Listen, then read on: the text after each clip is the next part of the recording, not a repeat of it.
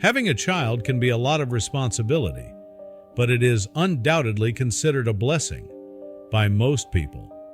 As tough as raising them might be, nothing is ever as devastating as the thought of losing them, either to death or from kidnappers and bad influence.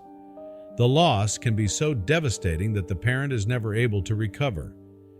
When a young 7-year-old girl vanishes, the whole town swings into protective mode to save her. The results are shocking. But on the other side of the world, something even more devastating occurs. But before we start our story, smash the like button, make sure to subscribe, and hit the notifications bell so you won't miss any new stories. Lived in a small town called Riverwood. He was a young man at 27 years old and enjoyed the simple thrills that small-town life had to offer. Heavy on that list was his favorite hobby, hiking. Dermot had taken up the hobby as a child, and it had stuck for many years after. Riverwood was a quiet town where very little happened.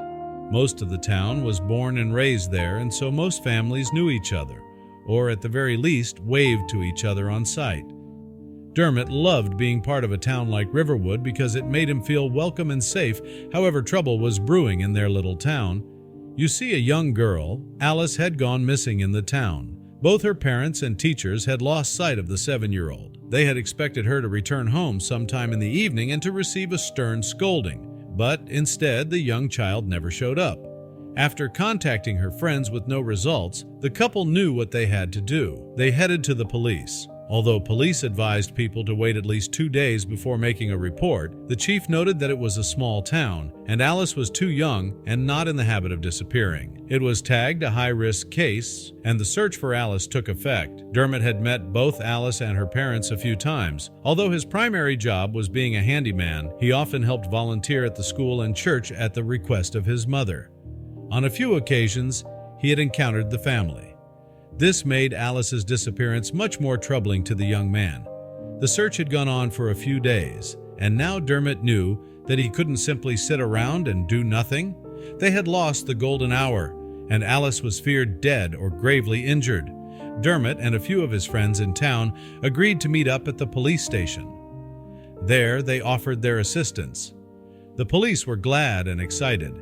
They had been attempting to breach the vast forest area, but were far too short-handed to do so. They welcomed Dermot and his friends and gave them directions to search.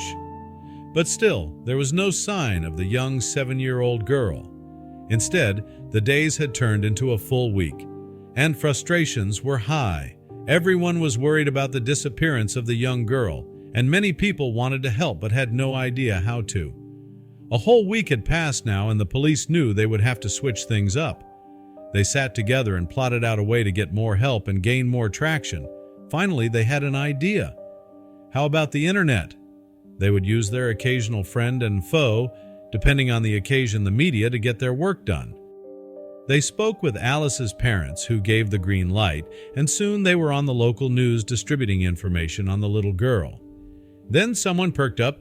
Everyone nodded. What a great idea that was. They would be able to reach far more people on social media and would be helpful if the perpetrators had taken the young girl across state borders. Soon the police department was making social media posts requesting information or details to find the young child. Luckily, the collaboration with all forms of media was a success. More people came in and offered their help. Soon, there were hundreds of people searching the forests and surrounding areas, all of them screaming the name. Unfortunately, after many days of searching, there was still no sign of the young child. Even worse, the number of helpers had now made the search location difficult to pinpoint. However, the town continued to search for weeks on end. Many people began to debate if the young girl was even alive. It had been so long since any new evidence, and a month had passed. By now, most of the calls had turned into prank or money-hungry informants. Things were looking bleak as many of the volunteers had to return to their jobs and lives. Everyone was sad, losing hope. Then the unexpected happened. One evening, the police received a shocking phone call. It was from a man who claimed to have details. He informed them that he did not need the money, but that what he saw was unfortunately not good news. The cops met him at his stated location, and soon they understood the reason for his dismay. The man had found a body in the woods. After weeks of searching, it was determined that while the body was of a young girl, DNA comparisons showed that the girl was not in fact Alice. Everyone was glad, but now even more worried for the young child. Unfortunately, months would go by and nothing would change in the case to find Alice. It had been several months since the body was located and identified, and while much of life in Riverwood had gone back to normal, nothing felt the same. People watched over their children more closely, and church service did not seem as lively. In an attempt to feel better, Dermot turned to his favorite hobby and outlet, hiking. Dermot got dressed and put on a winter coat. It was a bit chilly out, and for a moment Dermot debated not going out. But he knew he needed the fresh air and solitude. He walked on, doing his best to dodge the wind. He had been hiking for about an hour when he noticed something was off. It was a strange feeling at first, but then he pinpointed what was happening. There was suddenly very little wind in the area.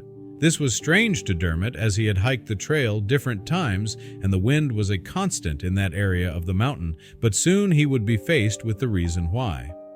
A few miles ahead, Dermot stumbled across a strange scene. It was a pile of logs. They were high and far removed from the trees, but very visible due to their height. Dermot stared in confusion. He knew he had not been on the trail for months, but was shocked such a thing was built with very little talk of it in town. The logs were high, and Dermot was curious, but even he couldn't fight the ominous feeling that filled him. He just knew something was wrong, and that it would have to do with the logs. He considered for a moment his position and decided to play it safe. He had an idea. Dermot hid behind the trees to avoid being seen and quickly dialed 911. He explained his location and what he had spotted and silently waited for the police to arrive. He could hear the trees swishing softly and discontinued to keep an eye on the scene. He was determined to be as vigilant as he could. Dermot's efforts would soon pay off. About an hour and a half later, the officers arrived on the scene. They too had no idea the pile of logs existed. They asked Dermot to provide a testimony and then proceeded to assess the outside of the log. Finally, one of the officers pulled the other aside. Had lived in the town of Riverwood for about 7 years. He had often seen Dermot around and had spotted him during the initial search. He stared at the log for a moment before pulling his young partner to the side. "Why don't you stay with the civilians while I go check things out?" "Officer Tyler." His partner nodded. He was very quick to agree. He too could sense that something was suspicious and dark about the logs. Officer Tyler was about to head out when he stopped for a second. He searched around the logs for a moment before he noticed something. The pile of logs was actually a cabin in disguise. Officer Tyler was shocked, but he knew what he had to do. He stepped into the cabin and turned on his torchlight, walking slowly but cautiously into the mysterious construction. Even as he walked, Officer Tyler couldn't escape the feeling of gloom that filled his entire body and seemed to spread throughout the cabin. He corked his gun, careful to hold it in place in case of unexpected danger. Then he stumbled across something even more disturbing than the cabin itself. It was a dark entrance that seemed to lead below ground. Officer Tyler was now silently praying. He hoped he would walk out of this alive, but the situation seemed to get worse by the minute. He smelled something strong and rancid, following the trail to investigate. Finally, he reached a door. Officer Tyler stood by the door for a moment. He had no idea what would be waiting for him beyond that door and was not ashamed to admit he was terrified. She looked to be around 7 or 8 years old. But even though she had lost a lot of weight and smelled awful, Officer Tyler recognized her immediately. An hour later, Alice was reunited with her family. The young girl was tested and treated. She would stay in the hospital for further observation and treatment. When she was feeling up to it, she was asked to explain what had happened. Unfortunately, Alice could only recall being carried into the cabin and being abandoned. Although Alice's abductor was never caught, the young girl was returned home safely. The whole town was ecstatic, and both Dermot and the officers were praised for their bravery. Sadly, this isn't the case for everyone. A few miles down, a young lady was left devastated when her son disappeared. Unlike Alice, he was not found so quickly. Lyneth stepped off the plane in Connecticut. Her heart was full, but even her finger nervously rattled as she reached for her hand luggage. It contained the only thing she had been able to pack up in her excitement. Today, in a different country than her home of Canada, she would gain the answers she had been waiting several decades for. Lyneth was eager, but this time for a very different reason.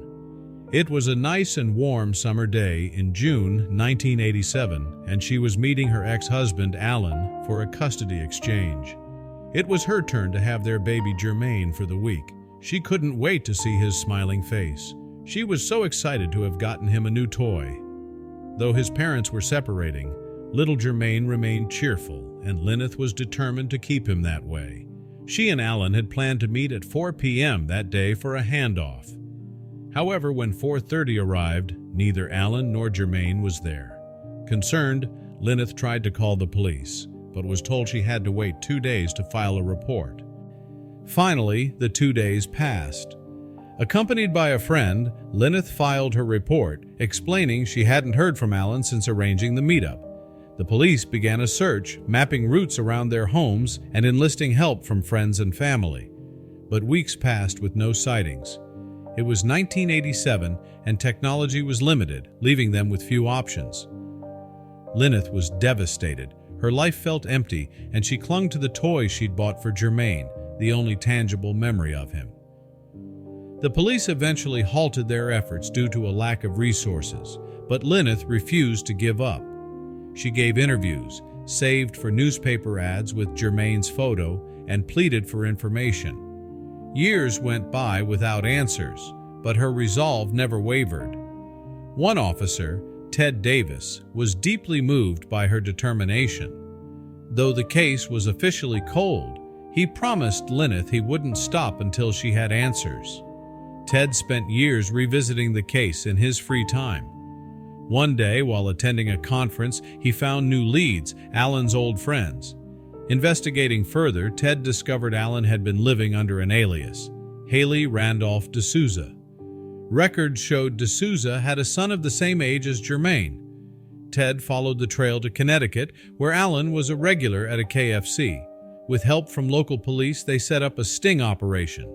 Alan was arrested, but the question remained, where was Jermaine? Soon after Alan's arrest, they located his son, who agreed to a DNA test. The results confirmed his identity. D'Souza's son was Jermaine. Ted informed him of the truth, that his mother was alive. Jermaine was stunned. His father had told him she had died during childbirth. The reunion between Lyneth and Jermaine was emotional, yet bittersweet. Lyneth struggled with the years they'd lost and adjusting to the man her son had become. "I have to accept he's not the baby I knew and that I lost 31 years, she said.